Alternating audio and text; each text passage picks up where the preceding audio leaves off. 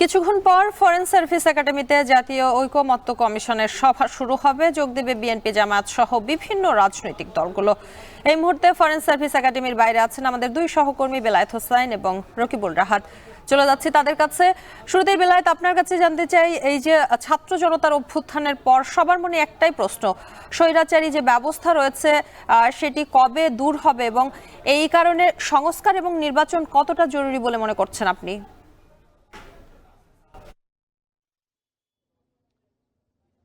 শম্পা, ঠিক বিকাল ৩টার দিকে জাতীয় ঐকমত্য কমিশনের সভা শুরু হবে। এই সভায় সভাপতিত্ব করবেন অন্তর্বর্তী সরকারের প্রধান উপদেষ্টা ডক্টর মোহাম্মদ ইউনূস এবং এখানে যোগ দেবেন ৬টি সংস্কার কমিশনের প্রধানরা, একই সঙ্গে সেই সংস্কার কমিশনগুলোর সদস্যরা, পাশাপাশি বিএনপির পক্ষ থেকে ৭ সদস্যের প্রতিনিধি দল, যে প্রতিনিধি দলের নেতৃত্ব দেবেন বিএনপির মহাসচিব মির্জা ফখরুল ইসলাম আলমগীর, এবং জামায়াতের প্রতিনিধি দলের সদস্য থাকবেন ৫ জন, সেখানে নেতৃত্ব দেবেন দলের সেক্রেটারি জেনারেল মিয়া গোলাম পরোয়ার।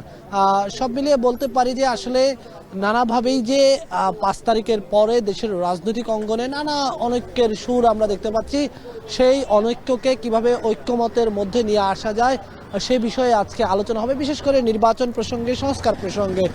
জানেন যে ৬টি সংস্কার কমিশনেরকে এখানে ডাকা হয়েছে।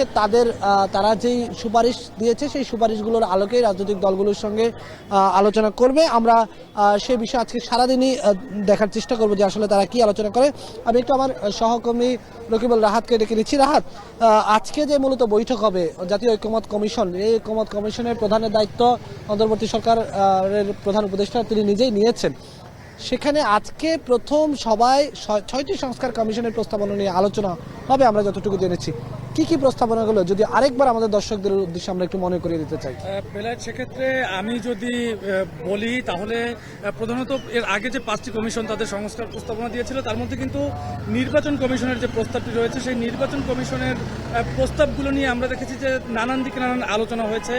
বিশেষ করে 2বারের বেশি কেউ প্রধানমন্ত্রী হতে পারবেন না এবং একই সঙ্গে সংসদে যে দ্বিকক্ষ বিশিষ্ট সংসদ পার্লামেন্ট করার কথা বলেছেন, সেই বিষয়গুলো নিয়ে কিন্তু আমরা দেখছি যে মানুষের মধ্যে বেশ কথাবার্তা হচ্ছে। এছাড়া কিন্তু জনপ্রশাসনের যে সংস্কার কমিশন হয়েছে সেখানে বলা হয়েছে যে আবার সেই প্রাদেশিক সরকারে ফেরত যাওয়া, অর্থাৎ বিভাগীয় যে সরকার ব্যবস্থা এখন আমাদের রয়েছে বা যে কাঠামোটি রয়েছে সেই কাঠামোটি যেন আবার সেই 4টি প্রদেশে ভাগ করে যেন নতুন করে করা হয়, সেই বিষয়টি নিয়েও কিন্তু আমরা দেখছি যে জনমনে মূলত প্রশ্ন রয়েছে এবং সেই বিষয়গুলো নিয়েও আলোচনা করা যেতে পারে। এবং একই সঙ্গে আমরা কিন্তু দেখেছি যে ইতিমধ্যে সংস্কার কমিশনগুলো যে প্রস্তাবনা দিয়েছে তার মধ্যে কিন্তু রাজনৈতিক দলগুলো ইতিমধ্যে বেশ কয়েকটি রাজনৈতিক দল কিছু সংস্কার প্রস্তাবে কিন্তু তারা আপত্তি জানিয়েছেন।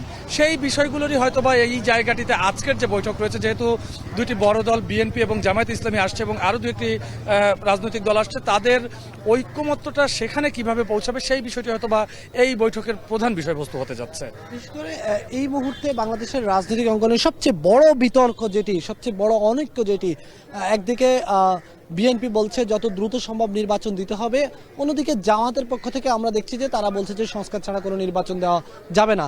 বিএনপি বলছে জাতীয় নির্বাচনের আগে কোনো স্থানীয় সরকার নির্বাচন করা যাবে না। জামাত বলছে জনগণের আকাঙ্ক্ষাকে তারা সম্মান করে জাতীয় নির্বাচনের আগে স্থানীয় সরকার নির্বাচন হতে পারে।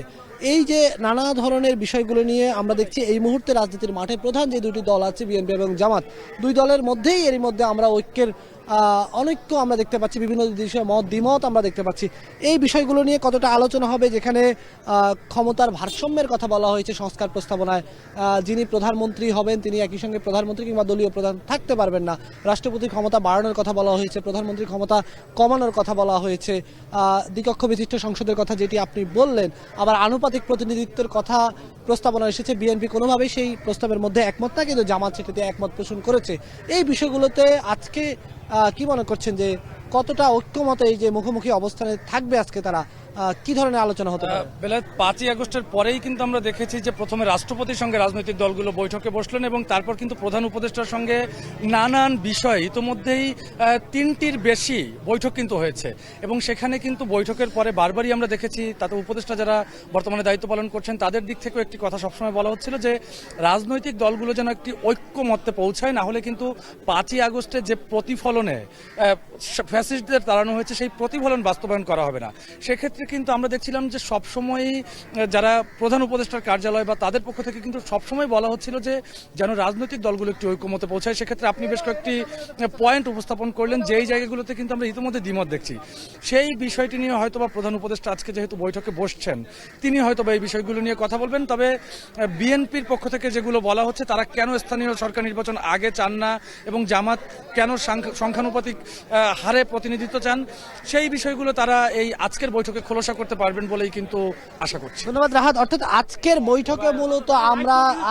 বৈঠকে মূলত বাংলাদেশের রাজনীতির ভবিষ্যৎ কোন দিকে যাচ্ছে, বাংলাদেশের রাজনীতি কোন দিকে মোড় নেবে, ভবিষ্যৎ বাংলাদেশের শেষ পরিণতিটা কোন দিকে যাচ্ছে, সেটার এক ধরনের সুরাহা আজকের বৈঠক থেকেই হওয়া শুরু করছে। এখন গোটা বাংলাদেশ আসলে এই বৈঠকের দিকে তাকিয়ে আছে যে রাজনৈতিক দলগুলোকে কতটা একই টেবিলে এনে একই সুরে কথা বলাতে পারেন ডক্টর মোহাম্মদ ইউনূস, সেই অপেক্ষা আমরাও করছি। এই ছিল এখনকার মতো, পরবর্তীতে আরো জানিয়ে দেওয়ার চেষ্টা করব। শম্পা।